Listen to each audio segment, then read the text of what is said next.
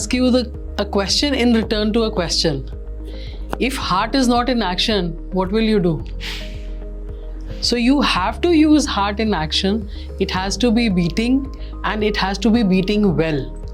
The heartbeat is the essence of the heart, so it has to be beating well to give you the right action.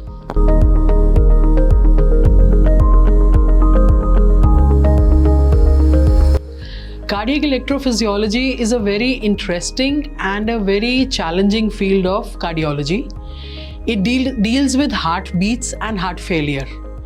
So slow heartbeat, faster heartbeat, patients go to any cardiologist. It is a very specified field. We as cardiac electrophysiologists are trained ahead of rest of the cardiologists for a couple of years to be good in cardiac electrophysiology. This is my very good friend, she calls it Bijli ka locha. So that is the layman's terminology which is used to explain what is cardiac electrophysiology. Why they say Bijli? Because heart beats are the electricity of the heart. So when the heartbeats become abnormal, whether it is faster heartbeat or whether it is slower heartbeat, it becomes, there is a locha, there is a problem in that. That is what we fix. So we call ourselves as proud electricians of the heart. We are the electricians of the heart. You must have heard of cardiologists who do stenting. They are the plumbers of the heart because they open the arteries. Blocked arteries they open, so they are the plumbers. We are the electricians of the heart. Okay. We deal with heartbeats every day.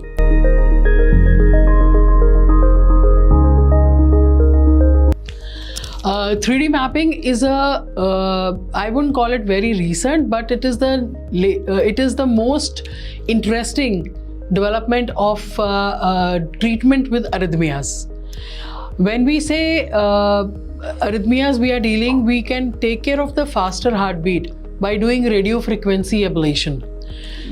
In this, we take the electrograms from various chambers of the heart and we see where the electrical circuit is short-circuiting and it is giving those sparks in the heart which gives you palpitations or they increase your heartbeat.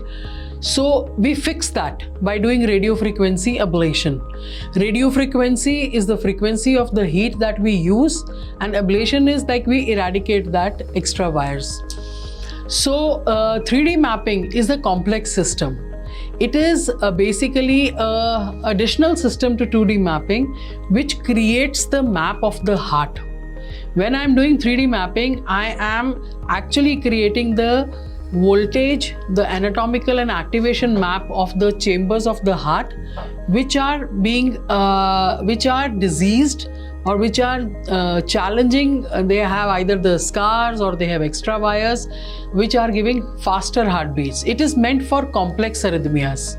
Complex arrhythmias, when we talk of, is that it is meant for atrial fibrillation, atrial tachycardias, ventricular fibrillation, ventricular tachycardias. So treatment of all these arrhythmias which can lead on to sudden cardiac arrest in a patient, which are life-threatening or they have a higher morbidity rate. We deal with those with 3D mapping. So 3D mapping, you require further training and total development in your mind to do 3D mapping. You have to be focused on your job, and not everybody can do 3D mapping. We are very few in India who can do 3D mapping system. They can use the system and they can do a successful ablation by 3D mapping for the complex arrhythmias. So in case you need, somebody has told you that you will need 3D mapping, I would request you to at least be sure where you are going. Challenging, they have either extra wires.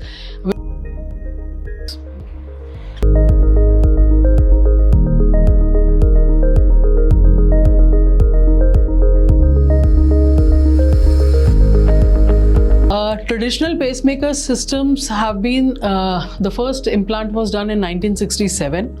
It is an implant which requires a surgical incision, a surgical pocket being made below the clavicle bone, and a lead being inserted in the inside the heart, the right upper chamber and the right lower chamber of the heart. So as the traditional pacemakers go in, they are being done at many places in India, but patients come back with a lot of problems like lead fractures, insulation breaks, wear and tear of the leads, and surgical pocket getting infected, extrusion, explantation. So we have to actually remove the system, and the patient passes through a lot of not only economical burden but physical burden also, because they have a lot of pain and there are a lot of challenges which occur. So we have been looking for another system to help such patients, and leadless pacemakers have come in a very good way to help these patients. This is a small capsule. It is just a vitamin pill size capsule, which is taken on the catheter, and it is inserted through the vein of the leg inside the heart, the right lower chamber of the heart. We insert it there and we remove the catheter. So the procedure is done without any surgery. No pocket erosion, no pocket infection, no leads involved, because that capsule has just the tines which will hang there, right? So the latest advancement which has occurred in leadless pacemaker is that initially we had a single chamber pacemaker. Now from January or maybe February to 2025, we will have dual chamber pacemaker, leadless pacemaker available, which means one capsule we will put in the upper chamber, one capsule we will put in the lower chamber. Earlier we had it from the company called Medtronic with the pacemaker named Micra. Now we are going to have it from Abbott, and the pacemaker is called AVR. So these are the latest advancements.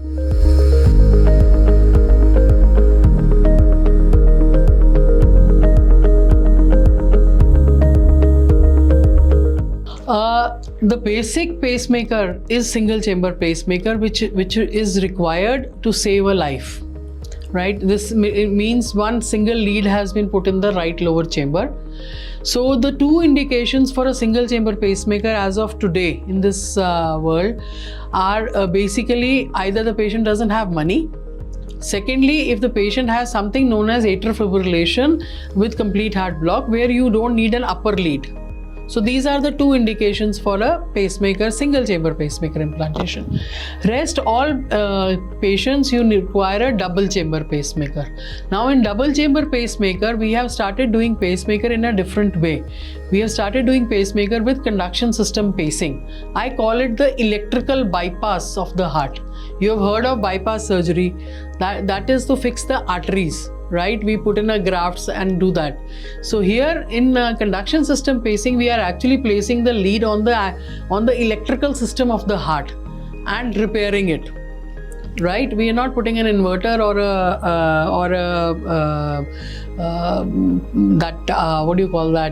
generator, but we are actually doing the electrical bypass of the heart so that patient's normal conduction system is restored.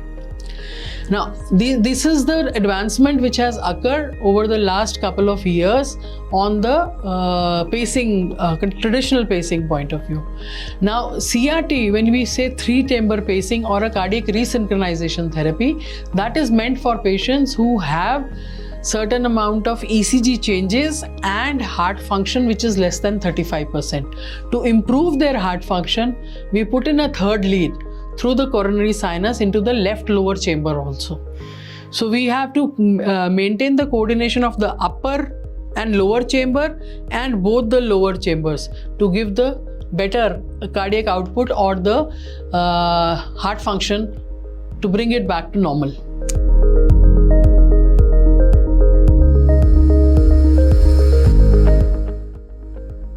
So this is like apple and oranges. Okay, heart attack occurs because of the blockages in the arteries. Okay. Right, this is a plumber's job.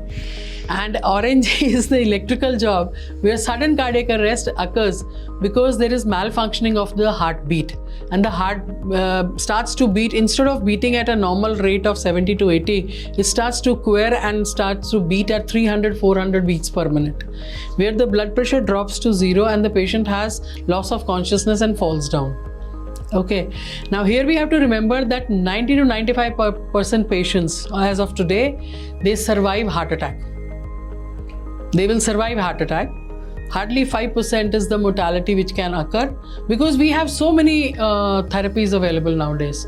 Patient will get one of the other therapy definitely, because either they will get a blood clotting, anti-clotting medications which are called clot busters, or they will get angioplasty, or they'll get a surgery done. So somehow we are able to save the patients from heart attack, right? So 95% patients will survive. 95% patients will not survive from sudden cardiac arrest, because sudden cardiac arrest can attack you anytime, anywhere.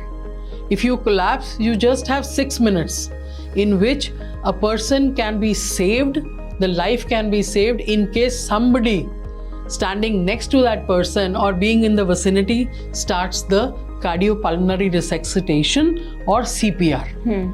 Because if you start CPR within first 6 minutes, which means you are able to pump the heart and restore the blood supply to the brain within 6 minutes, then the damage will not occur. The probability to save this patient goes up highly. And with every passing minute, in case CPR is not started, the probability of this patient to die goes up hugely. Right? So only 6 minutes are there where you can start CPR. Hence, I would advise everybody to start learning CPR. Anybody who's at the age of 14 plus, that means if they're passing through the high school, they should know how to do CPR. The training should become mandatory for anybody and everybody, because you never know when the sudden cardiac arrest is going to attack anybody. And then you are at least able to save life. It is such a good feeling when you do CPR and that life is saved. It's a beautiful feeling to save life. Nobody more than a doctor can understand how much happiness and thrill we get once we save life. So that thrill can be enjoyed by everybody. If they know how to do CPR, they can enjoy that thrill.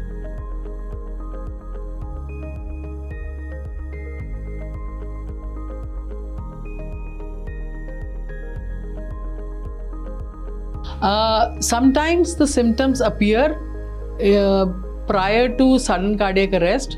They are very subtle symptoms, so people need to understand that these symptoms don't need to be ignored. Now, symptoms can be feeling dizzy, sinking feeling, palpitations, feeling out of energy, feeling low, having pre-syncope sometimes, and making the feeling of heartbeat going irregular or heartbeat going fast. These are some subtle symptoms which can come in some patients, but as the term says, sudden cardiac arrest, it is coming suddenly, it is related to the heart, and heart goes into arrest. So most of the time, it comes without any symptoms. We also have a challenge in our day-to-day lives that screening of people is not done. None of the healthy individuals, they want to come and get their checkup done in the hospitals or get a screening done in the hospitals. They don't get their ECG, echo. These are the two basic investigations that you require to do to know that your heart is actually okay. There are some defects in the ECG which can be picked up to say that you are at a higher risk of sudden cardiac arrest. There are some defects which can be picked up on echo to say that you are at a higher risk of sudden cardiac arrest. So, but nobody wants to get screened. COVID has made us more compliant towards, thinking of going to a doctor and getting a checkup done. I think the rate should increase. People should be more frequently visiting the doctors for the general checkup, for health package. If it comes normal, you should be happy, that everything is good, right? That is a good news. Why should you feel sad about it, or why should you think that I spent money, kuch to nikla nahi?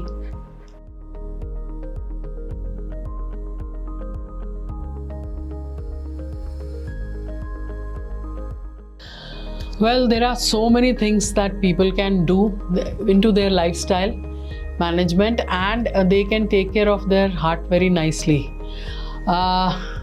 Control your hypertension, control your diabetes. We are the diabetic capital of the world. Diabetes is the biggest risk factor for heart disease. So keep them under control. Please do not smoke. It's a no to smoking. And if you are a female and you are smoking, do not take oral contraceptives. Oral contraceptives with smoking is actually fatal. It increases your risk for heart disease 5-fold. So please don't do that. People don't know about this. That's why I'm conveying it, especially for the females. You want to smoke, continue smoking, don't use OCs.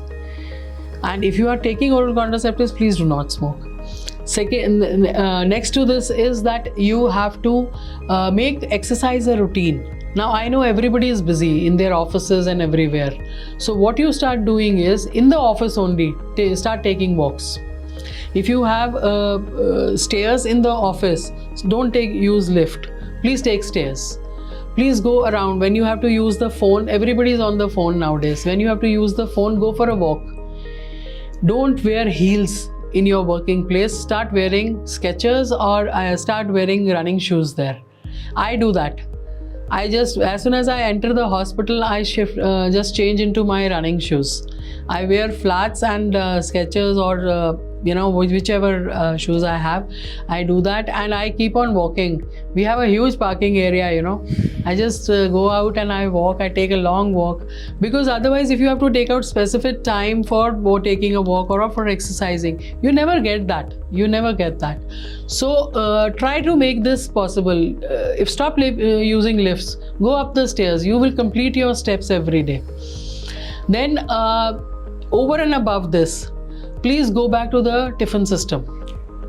Do not eat the garbage that you eat at the offices, Please go back, take your own tiffin. Going back to school and going back to basics never goes wrong. And whatever garbage you are eating at your working place, whatever, Maggi, burger or pizza or whatever, your paratha cooked at home is going to be much better. It's going to be healthy. It's going to be less on calories than the other garbage which you are eating. So start taking dabba. Females in the family, they are working nowadays. Everybody is onto the work schedule. The stress has gone up so much. So to reduce that stress, everybody should have me time. It is very best to take out 40 minutes from your busy schedule of 24 hours and concentrate on your me time. In that me time, do what you want to do. See, you are your best friend, because you are going to spend the entire life with yourself. So you got to love yourself, no? If you love yourself, your heart will be healthy, right? And my point is that if you don't love yourself, why should anybody else love you? Respect yourself, love yourself, so that other people also see that in you and they respect you and they love you. And spend time with yourself. Give yourself a due credit. Go for a walk alone with yourself. 40 minutes, just go for a walk. You want to listen to music, just close the door, listen to music with yourself. That's it. That me time will actually change your personality and your attitude towards managing stress.